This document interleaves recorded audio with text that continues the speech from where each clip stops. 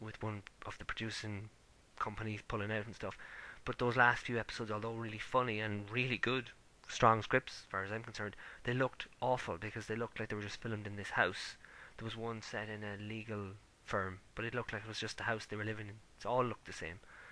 And that's the problem I had with this pilot too. Now, it's not a huge pilot. If it made me laugh, I wouldn't care. I think it was part of the charm of the piece. But it didn't make me laugh, so I was bugged by those things. It's a good cast, and their heart is probably in the right place, the people who are producing it. But it won't be for me. It's not for me. I haven't watched it since. It's not funny. Would be the bottom line. Death really for a sitcom, but there you go. Not funny. Moving on. Moving on. The fourth show. I've talked about it before, I think. I've been watching it for several weeks. Flash Gordon. Watched the fourth episode of Flash Gordon tonight. Um, it's the most hated show in the world. It's the most hated show on the internet. Um, but I like it. I think I certainly like the women in it. I like Karen Cleach, as that apparently is how to pronounce her name. She's fantastic. Gina Holden is fantastic, although Dale is very, very badly written and has kind of been written out of the show almost at this stage. Karen Cleach is fantastic, and Balin, the character she plays, is fantastic and dominates the show. She plays the alien bounty hunter who is in exile on Earth, not trapped on Earth, but in exile on Earth.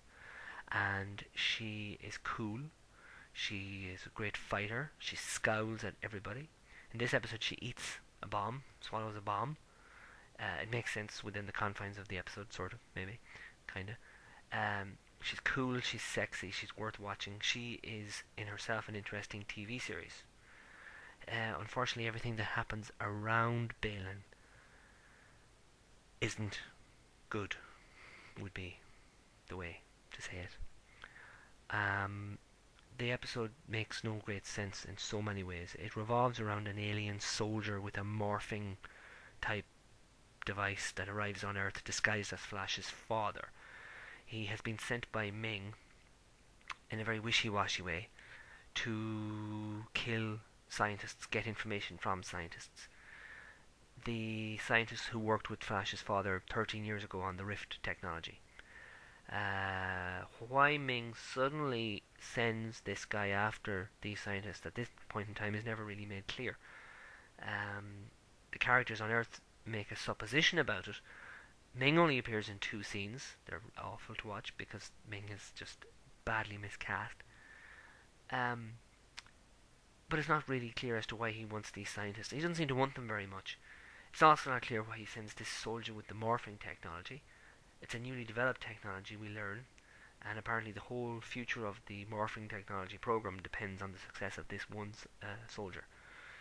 We're not sure why that is, and why he's sent as Flash's father. It doesn't make a lot of sense either, given that the soldier is just going to attack them anyway and brain drain them with a thing that sucks their brains out, basically. A very bad special effect, which could have been achieved with wires, but for some reason is done as a special effect, and it looks awful, this box, and this thing, brain sucks them, and it's awful. Yeah. Even saying it is awful. It's not clear. You may think, okay, the writers might be serving the story by making the soldier impersonate Flash's father because there'll be a confrontation. Flash will meet his father. There'll be some conversation. There'll be some character development. No, that doesn't happen because by the time they actually come together on screen, Flash knows it's not his father, and they don't even speak. Then there's just a gun battle. Um, so it's strange. Maybe it was just a way to keep the actor who played Flash's father in the pilot employed so he'd stay with the show because he'll appear in a later episode when Flash finally finds his father, because that's his quest. It's a wishy-washy quest because he doesn't seem to be doing anything about it. Perhaps Ming and Flash are fated to be enemies forever because they're both so wishy-washy. Ming is like a dictator, but he doesn't dictate. We see him in this episode twice, and he's just standing around in the last scene. In the first scene, he's having a massage, and he's wishy-washy about sending the soldier. It's just like what something to do and bored. Flash is also wishy-washy about tracking down his father. It's not that major a quest. He's kind of just hanging out with his friends, waiting for aliens to come through the rift. He has talked in the early episodes about finding his father, and in one case, it really seemed to be a really vital thing to do, but he's not really followed up on that at all. So now his father, or lookalike, arrives, and it doesn't make any sense. Um, and then maybe I don't know, just the logic of none of it makes sense. And the fact that the soldier himself is rubbish. He's the worst shot I've ever seen in any TV show, movie, or comic book because he just misses, spectacularly misses. Because when he shoots at Flash, Dale, Zarkov, and Balin, he hits things that are directly behind them. Things behind them blow up, which looks very cool. That's really cool. Things behind them blowing up. Oh, cool. But it makes no great sense since he's shooting at them. And then at the end of it, he shoots at Dale from close range, and a wall beside her blows up. And it's like he's a really bad shot, really bad. And then he fails in his mission, and because of this Mr. Magoo that was inside the suit, Ming just decides that the program should be cancelled. And then he punishes the soldiers' family by cutting in half their water rations. It's strange. He's not Ming the Merciless, he's Ming the mildly annoying, and he's wishy-washy about what he does. But Balin is really hot, so I don't know. But I think I've probably watched enough of Flash Gordon. Stuck with it for 4 episodes. And it's asking a lot to ask me to stick with it for much more, particularly in a couple of weeks when Prison Break and House are going to be back. There's only so many hours in the day, and there's only so many hours for TV, and there isn't really any for crap TV. The last thing I'll talk about in the podcast is Burn Notice. Burn Notice.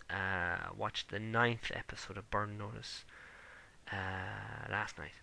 Burn Notice has just become the coolest thing on TV. I thought Traveller was the coolest show of the summer, and it's a fantastic show. Kill Point came pretty close to it, a great show as well. But Burn Notice has overtaken them. It's so cool, and it's so much fun to watch. It's a fast, fun show. And the 3 main characters, Michael, Fiona, his ex-girlfriend, and Sam, played by Bruce Campbell, are just 3 of the coolest heroes that you could put together. The chemistry between all 3 of them is exceptional. The romantic chemistry then between Michael and Fiona is off the scale. This particular episode ended with a silent stare between them. He gave her a birthday present, and they stared at each other, and the camera pulled away. And it was just electric. The show has set its formula pretty well in place at this stage. You have an A story and a B story. The A story concerned a kidnapping. A house sitter told everybody, including his girlfriend, that he owned the house and owned all the cars and everything. And she was kidnapped, and they wanted $5 million. And he was a surfer dude, very funny actor.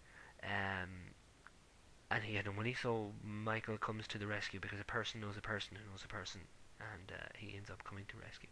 The B story concerned the Burn Notice itself, as Michael was contacted by a pencil pusher who's telling him that it may be possible to reevaluate his situation, and Michael has to suss out this guy. The show moves fast. It's fast moving. It's humorous. It's funny.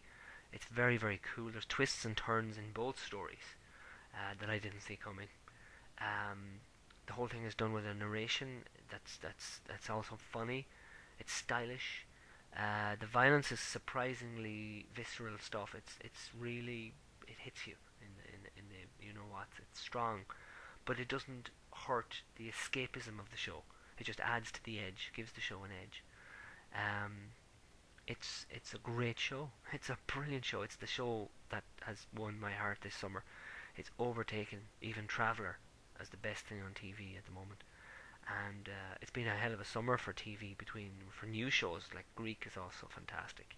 State of Mind is fantastic. I watched a great episode of that tonight. But no, Burn Notice, it's created characters that deserve to be part of pop culture. You know, they deserve A-Team MacGyver status. You know, they just do, and it's a great, cool show. And that's the last show I want to talk about. Thank you very much for listening.